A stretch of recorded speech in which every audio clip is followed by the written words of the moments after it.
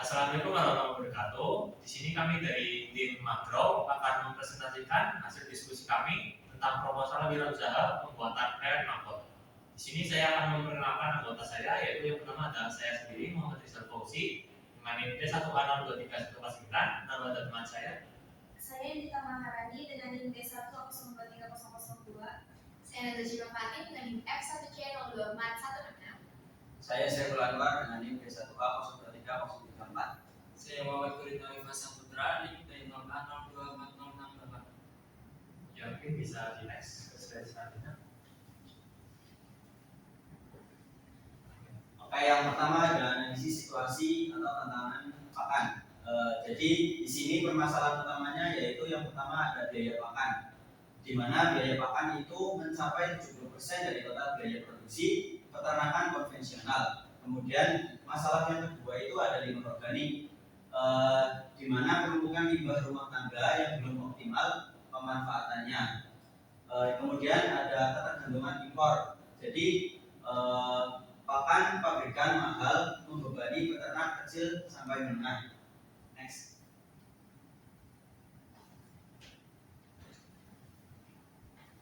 Untuk selanjutnya itu ada Makro solusi untuk masa depan, yaitu merupakan inovasi pellet yang bersifat premium, kemudian pakan yang bersifat alternatif itu berbasis larva black soldier fly yaitu BSF yang diolah secara higienis. Kemudian metode ini itu mengandung protein yang tinggi sekitar 40-50% nutrisi esensial. Kemudian bersifat ekonomis, yaitu mengurangi biaya hingga 2-3 kali lipat, dan bersifat dalam bentuk daya simpan yang lebih lama. Selanjutnya ada analisis hasil data. Yang pertama ada strength, memiliki nutrisi tinggi, rendah lingkungan, dan biaya produksi rendah. Selanjutnya ada awareness, kelemahannya sendiri yaitu mengatur masyarakat masih rendah terhadap manfaat dan persepsi menggunakan gizi. Lalu opportunity-nya, tingginya permintaan pakan alternatif di sektor UMKM, peternakan dan perikanan. Selanjutnya ada tantangannya, persaingan tentang pakan pabrikan besar yang sudah memiliki kepercayaan pasar. Oke, untuk manfaat dan dampak sosialnya kita bagi menjadi 3 bagian. Pertama itu ada bagi mahasiswa. Manfaat Makro sendiri menjadi wadah pengalaman wirausaha dan implementasi ilmu pengetahuan dan teknologi peternakan. Kemudian ada bagi universitas, yaitu kontribusi nyata dalam menciptakan wirausaha muda yang inovatif. Dan yang ketiga bagi UMKM. UMKM di sini bisa mendapatkan akses pakan yang lebih murah, berkualitas, dan efisiensi dalam operasionalnya. Untuk strategi pemasarannya ada 4 P. Yang pertama ada produk pellet mangkok. Untuk 1 kilogramnya itu dengan kemasan yang psikologenis dengan harga affordable sekitar antara 25.000 per kilogram. Lalu ada flash untuk tempat distribusinya sekitar Banyumas. Lalu untuk promosinya ada IG dan TikTok. Kemudian ada alur produksi jenis dari metode pembuatan makro itu sendiri. Yang pertama itu ada penampungan. Jadi makro itu dikeringkan atau di oven, kemudian di blender atau digiling menjadi tepung halus, kemudian pencampuran aduk rata dengan perkat atau tepung tapioka dan vitamin lainnya. Kemudian yang ketiga itu pencetakan menjadi butiran pelet seragam. Terus yang terakhir itu ada pengemasan dengan ziplock pouch untuk menjaga nutrisi dari makro tersebut. Next. Ya, kemudian ada rencana anggaran atau investasi awal. Di sini meliputi komponen biaya. Yang pertama ada biaya tetap atau fixed cost. Detailnya ada mesin pellet, oven, timbangan, dan penepung. Nilainya sebesar Rp8.150.000. Kemudian ada biaya variabel. Di sini kita pakai sebanyak 2 bulan. Detailnya ada mangkok cegat, bahan berat, kemasan. Nilainya sendiri ada Rp1.700.000.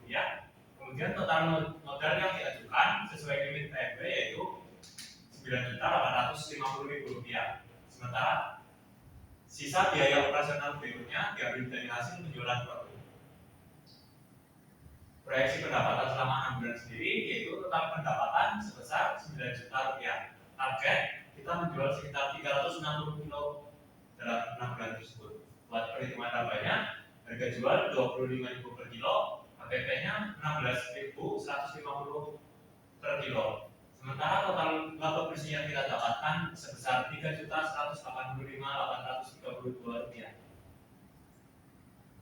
Lalu kemudian ada indikator kelayakan bisnis.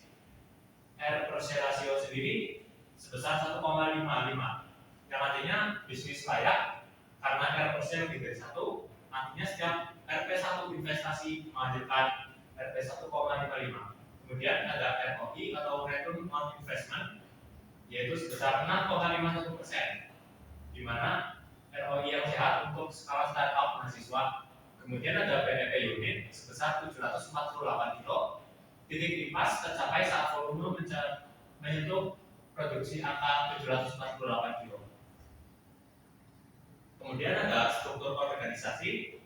Di sini ada saya sendiri selaku CEO atau direktur utama, yaitu yang mengatur manajemen perusahaan strategis dan passion. Kemudian ada teman saya Najwa Silva Fatin sebagai CFO atau direktur keuangan, mengatur laporan keuangan dan alokasi anggaran. Kemudian ada Idita Maharani selaku CFO atau direktur pemasaran, yaitu mengatur strategi pemasaran dan sosial media konten. Kemudian ada Muhammad Guritno Riva Saputra sebagai COO atau direktur operasional, meliputi logistik, distribusi, dan laporan penjualan. Dan yang terakhir ada Saiful Anwar sebagai CTO atau direktur teknologi, meliputi quality control dan proses produksi teknis. Dosen pembimbing kita sendiri yaitu Pak Dr. Noval Dia Arkan, SPT MPT. Terima kasih. Sekian dari kelompok kami. Mohon maaf apabila banyak tutur kata yang kurang berkenan. Kami akhiri. Wassalamualaikum warahmatullahi wabarakatuh.